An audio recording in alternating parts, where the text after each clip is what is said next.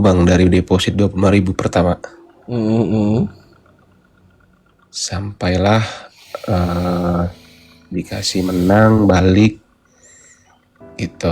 Dikasih menang balik sampai awalnya aman tuh tabungan bang. Walaupun memang maksudnya kemenangan yang dibalikin tuh tabungan yang hilang gitu. Oke.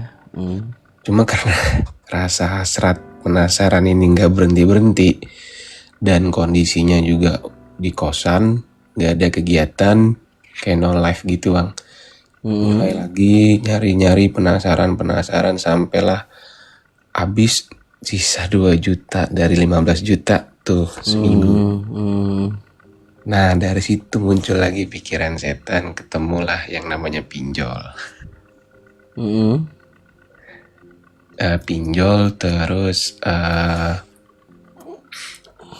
inget banget waktu itu sampai nembus pinjol di angka 20 juta.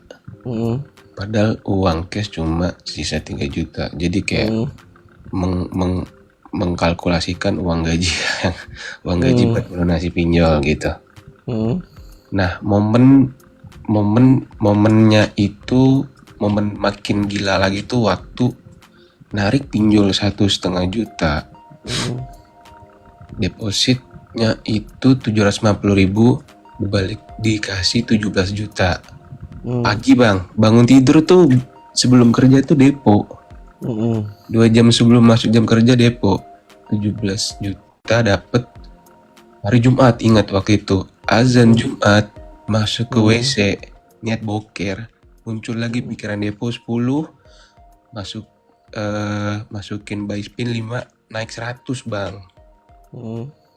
Itu kalau teman-teman slot kalau mau spesifik tahu, kalau aku mau kasih tahu itu bet 10.000 dikali 11.000 kemenangan 111 juta dapet tuh bang. Gue pikir bisa berhenti dapat 3 digit setengah jam. Taunya kayak sebulan doang uang itu bertahan tuh bang. Jadi selama sebulan lebih, mau 2 bulan lah nangis tiap malam kayak goblok banget gitu. Itu belum sampai mukul-mukul diri ya gitu. belum Terus? ngapain fisik.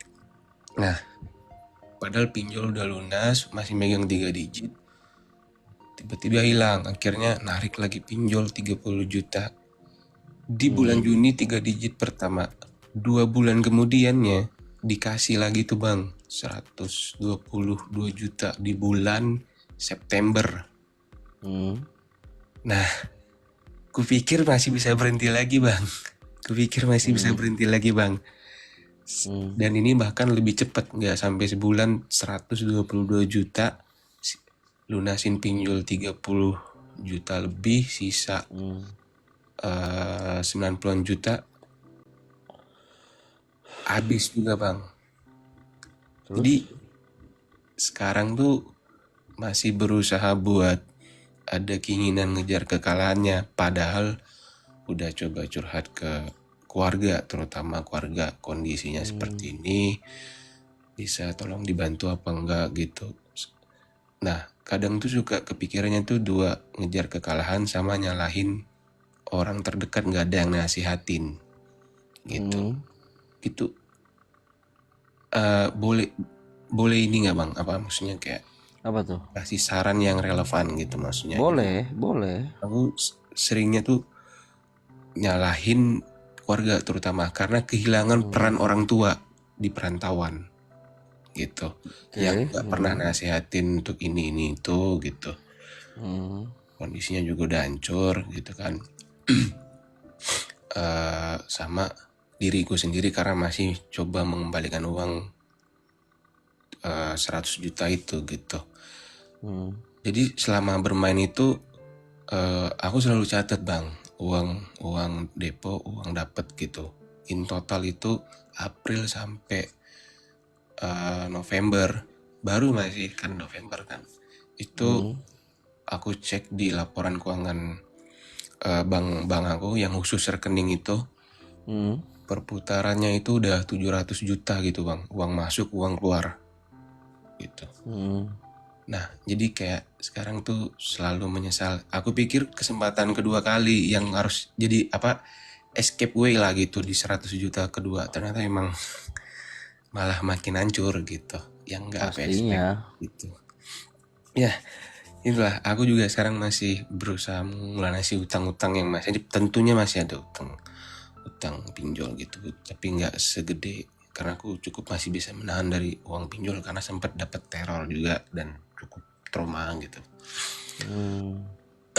Jadi itulah bang, maksudnya ada cara yang seperti apa gitu, maksudnya cara seperti apa ya gitu, kayak yang konsisten setiap hari, karena pikiran ini tuh udah nyerang ke mental, karena tidur udah pasti susah, kerja juga selalu kebayang angka-angka slot itu, kadang lagi bengong dikit tiba-tiba tangan pengen depo gitu, gimana ya bang, kayak nggak bisa ngontrol. Sekarang sekarang itu kan kondisinya otak yang mengendalikan lu, bukan lu yang mengendalikan otak. Bener gak? Ya kan? Kalau lu bisa mengendalikan otak, lu tidak akan melakukan itu secara berulang terus menerus karena lu sudah sadar kalau itu akan membuat hidup lu tidak baik-baik saja. Ya kan? Tapi seorang penjudi itu kondisinya otak yang mengendalikan dia, bukan dia yang mengendalikan otak.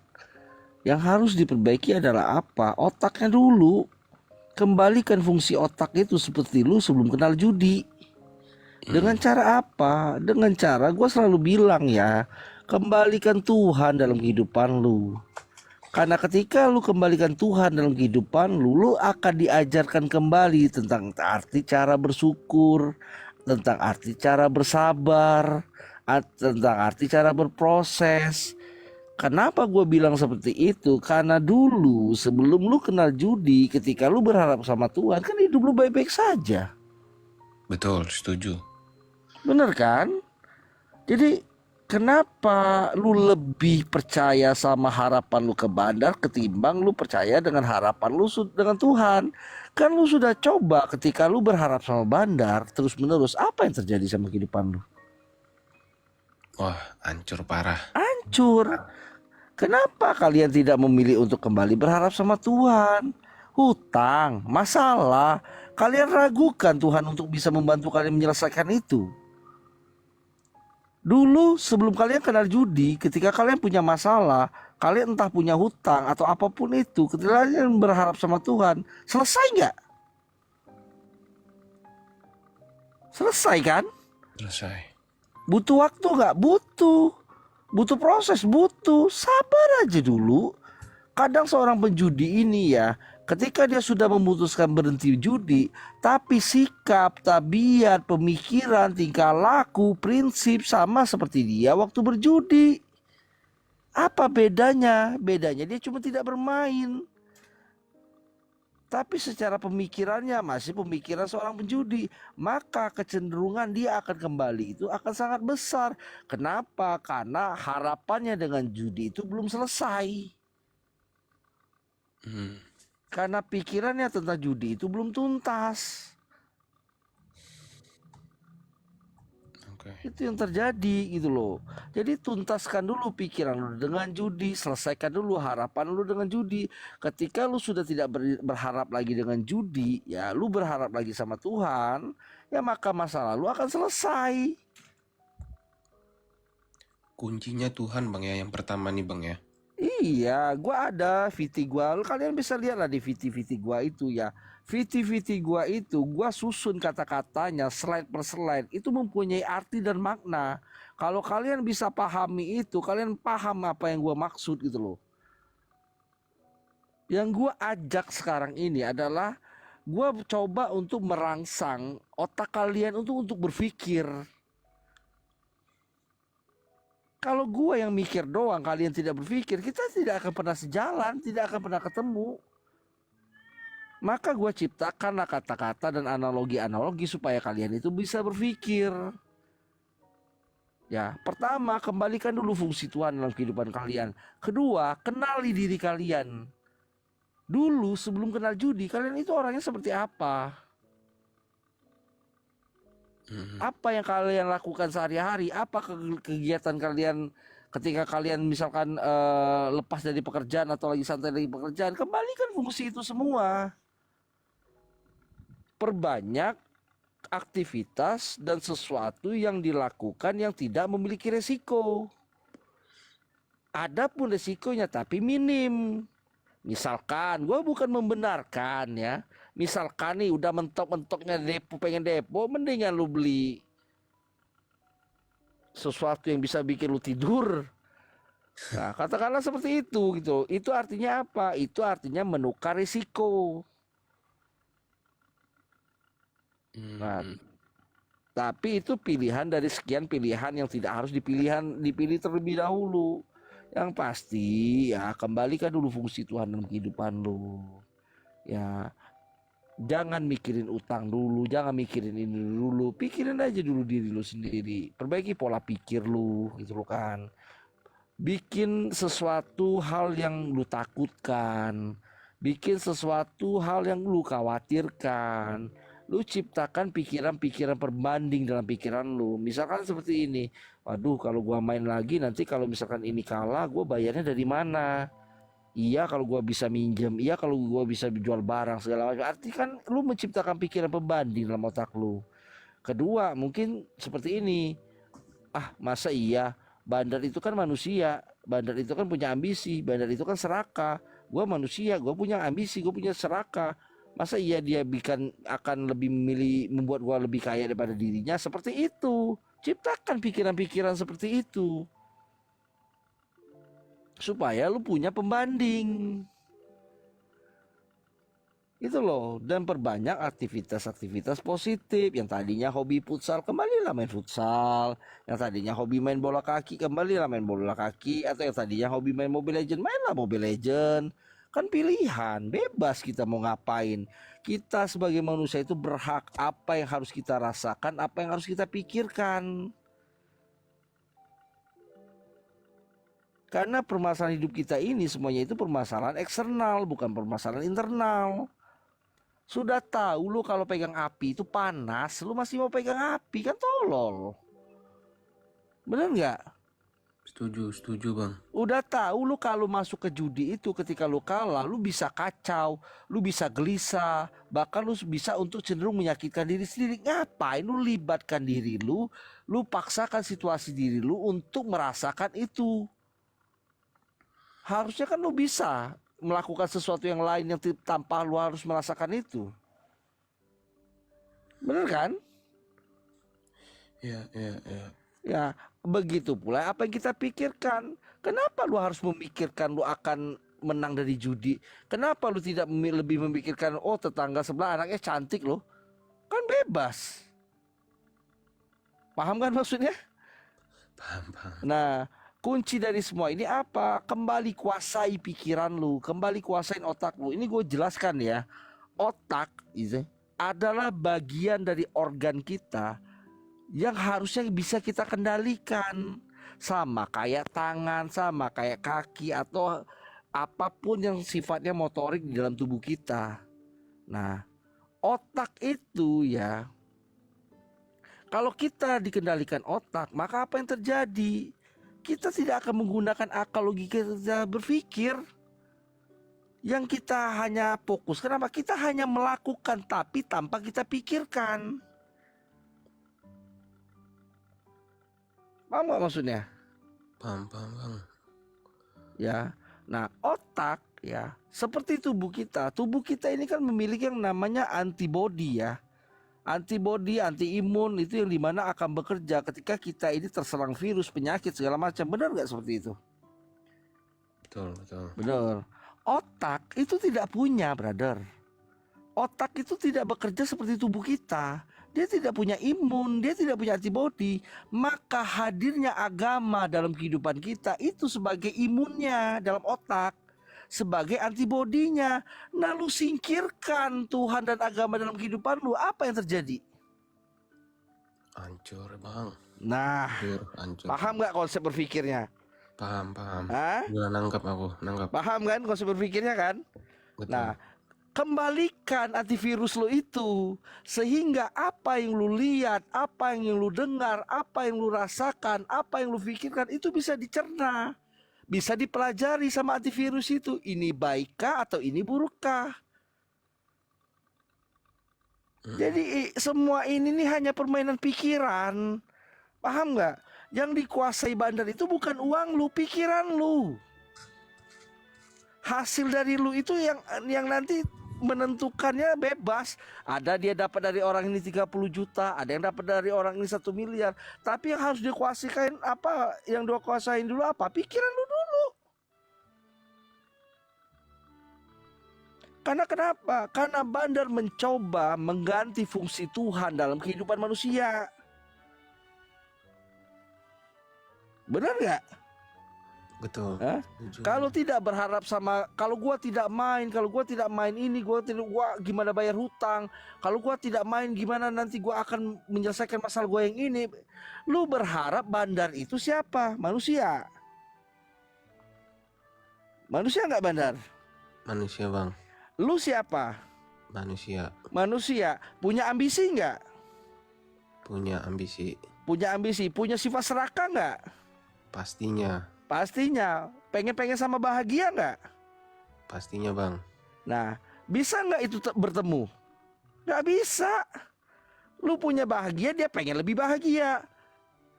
Lu pengen mencapai sesuatu di judi, dia punya batasan.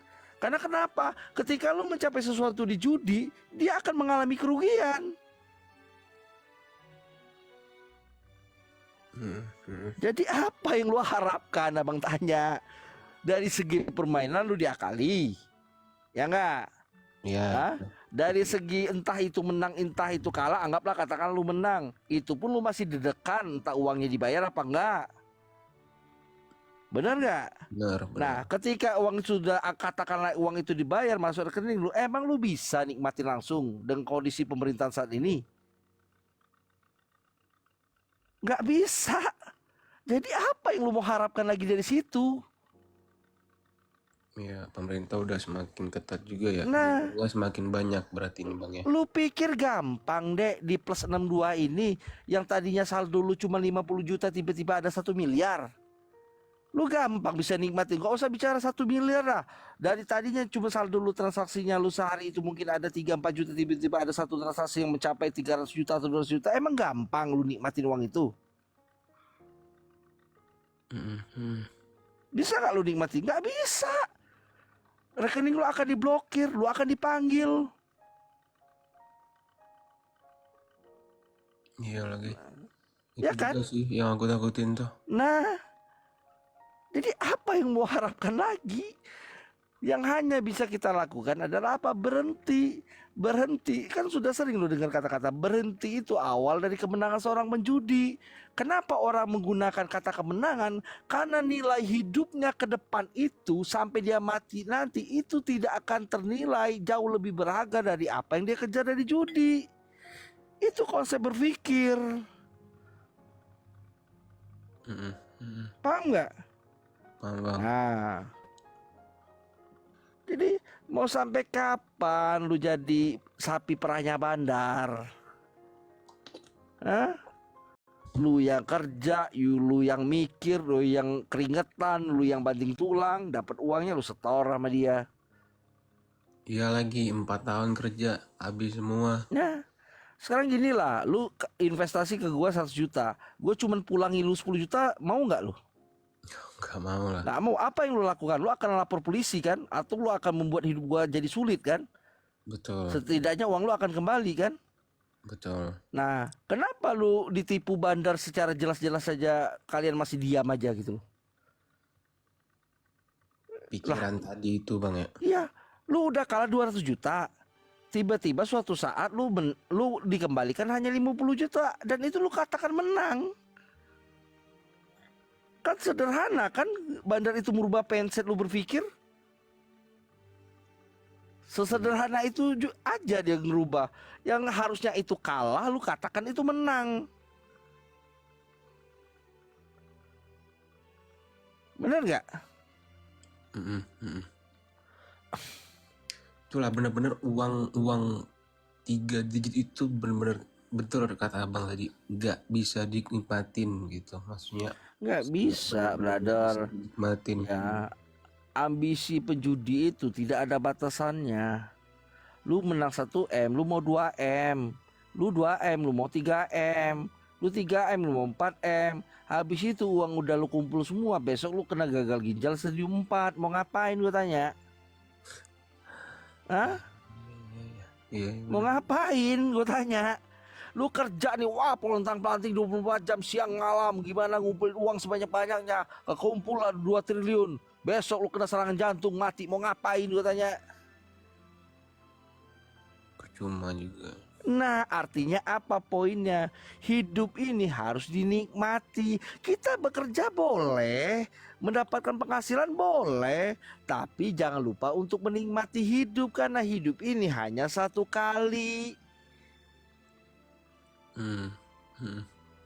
Kecuali lu Naruto, ya, atau Sensaya, atau lu kucing ekor 9, mati hidup lagi ya suka-suka lu deh, gua nggak mau tanggung jawab kalau urusannya itu. Iya, iya, iya. Ada satu poin sih yang sempat kena aku Eh, itu, dinasihatin temen itu, karena kan aku usia masih muda ya bang, iya. bener-bener pak ya masih muda gitu, ada tenaga buat kerja. Hmm. Nasihatin juga itu waktu itu, Hmm. sharing juga lah buat ke teman-teman yang masih berusaha buat berhenti atau masih main, Hmm. terutama yang belum punya istri atau keluarga gitu. Jangan sampai nanti di kondisi yang udah punya keluarga kepikiran lagi balik ke judi gitu loh bang, karena pernah ngerasain Iya. 100 juta 200 juta bahkan semiliar. Kalau sekarang kan emang kondisinya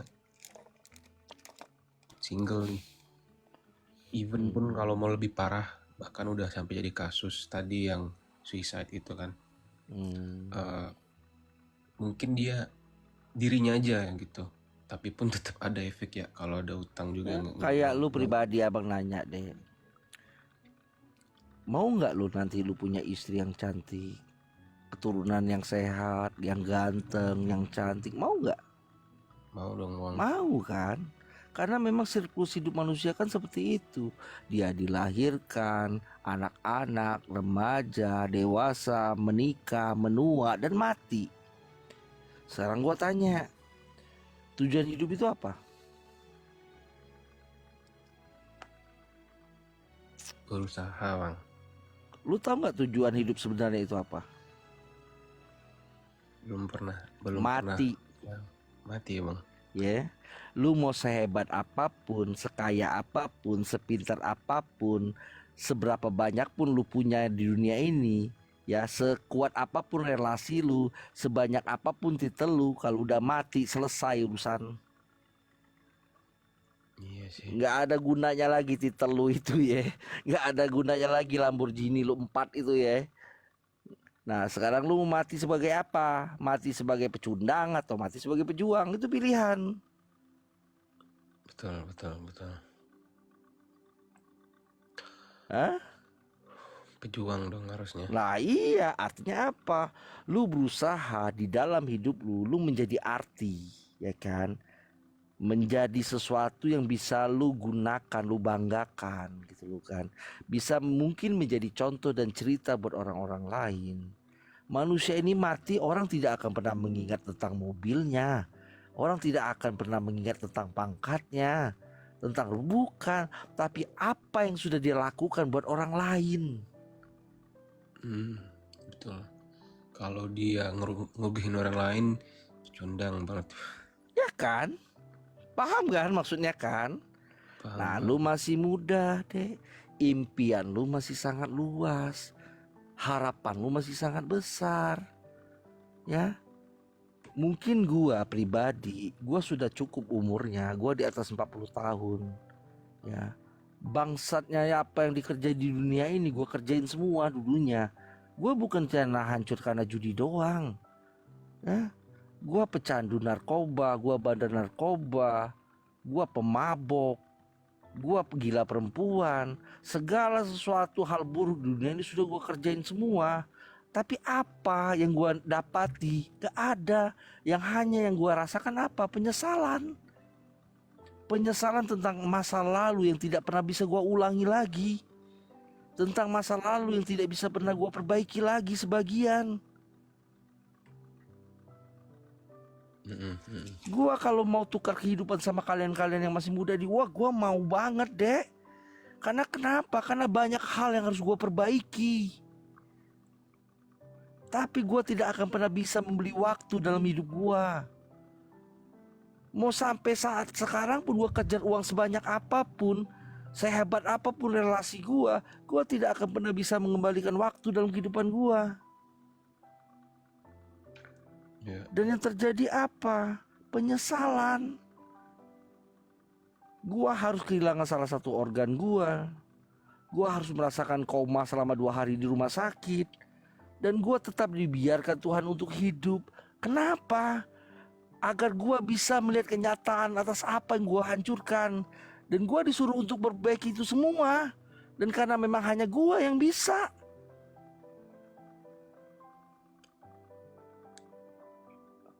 Lu tidak akan pernah bisa mengembalikan waktu dalam hidup lu, brother. Ya, tidak akan pernah bisa. Hanya satu itulah yang tidak akan pernah bisa lu lakukan dalam hidup lu.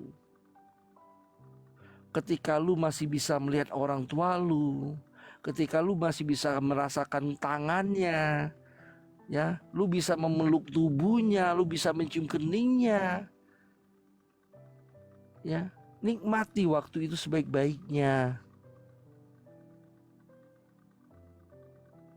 Kalau orang itu sudah gak ada lagi di dunia ini, lu mau nangis 7 hari 7 malam pun di makamnya, lu mau bercerita dan membuktikan kalau lu sudah berubah dan berhasil, gak percuma. Orangnya udah mati. Dan lu tidak akan bisa melakukan apapun lagi. Paham gak? Paham bang. Lu tidak akan pernah bisa melakukan lagi. Dan lu akan tersiksa di hari tua lu dengan apa?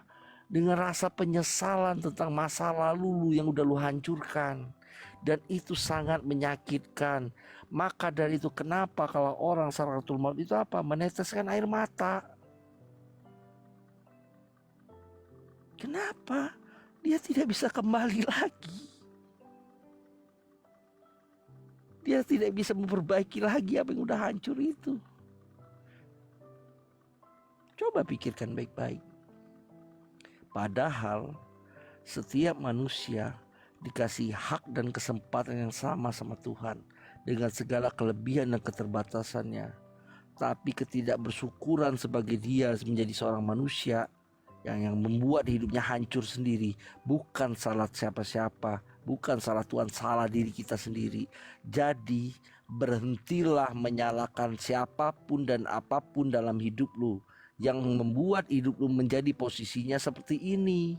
Salahkan diri lu sendiri. Kenapa menyalahkan diri sendiri lebih baik daripada menyalahkan apapun?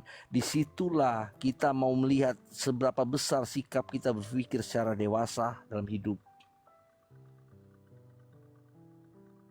Ketika lu sudah menyalahkan diri lu sendiri, ya akhirnya Tuhan akan tersenyum. Kenapa? Lu sadar. Lu sadar sebagai manusia. Dan lu tahu memintanya kepada siapa. Paham ya? Paham bang. Ya, mumpung masih muda, orang tua masih ada, misalkan ya, udahlah ya, hidup yang bener-bener aja deh. Ujian kita ini banyak, apalagi hidup yang gak benar. Nakal boleh, tolol jangan. Berani memulai, berani mengakhiri. Berani menghancurkan, berani memperbaiki. Itu hidup, itu pria. Paham gak? Paham bang. Ya itulah. Oke, udah ngerti? Atau ada yang mau ditanyakan lagi?